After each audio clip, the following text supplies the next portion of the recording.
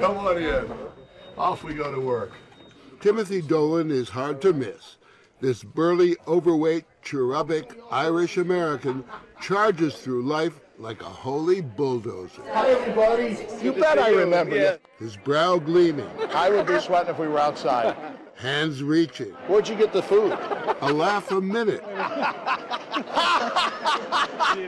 Hugging, glad-handing and backslapping everyone from street cops to big-time donors. Thank you. Thank you. Where you been? And always ready to refuel. Stick around. Give me a cold beer. How nice to meet you. Everybody is eager to have a new pope, all right? We don't like the chair of St. Peter to be empty. There's a sadness in Rome. I don't know if you can see behind me on this side, the windows of the Holy Father's apartments are closed. That's sad. We're not used to that. We want a pope, and we want a pope fast. On the other hand, we know that that takes a little time and prayer and reflection and discussion. I want to be home, and I think all of us cardinals, we happen to have full-time jobs. We want to get home certainly before Holy Week, so please God, we'll have a pope well before then. We've got to reclaim that relationship, that Jesus and his church are one, because more and more of our people are wondering if they are. We hear that while more and more people have absolutely no problem with with faith, they do have a problem with religion. And while more and more people have no problem at all with Jesus Christ, they love him and they accept him as their Lord and Savior, they do have problems with the church. Now, thanks be to God, I don't want to exaggerate that, because the same studies show that the overwhelming majority of our people stay loyal to the church and to the faith of their fathers. In an interview just before meeting with Benedict, Cardinal Dolan reflected on what kind of man will emerge as Pope.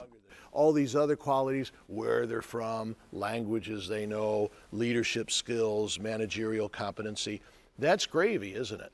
But boy, you better look for somebody who reminds us of Jesus, which in a way, Alan, is another word for you're looking for a holy man. Isn't not the big problem that the next pope's going to face is cleaning up the church? Sadly, we leaders of the church, and that's why we say mea culpa, through my fault all the time. Sadly, tragically, we leaders of the church have often given people reasons not to have trust in the church anymore. When you think of what happened, both that a man who proposes to act in the name of God would have abused an innocent young person, and that some bishops would have, in a way, countenanced that by reassigning abusers, that's nothing less than hideous. That's nothing less than nauseating. The second story, Morley, is the church's reaction to that, which I think has been good. It's been strong, it's been rigorous. Good morning.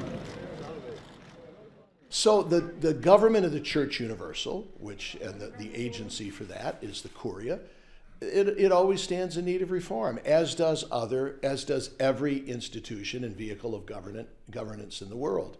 So yes, some ability to competently manage the Roman Curia and to make sure that it is yoked to the message of evangelization, instead of the message of evangelization being deterred, is essential.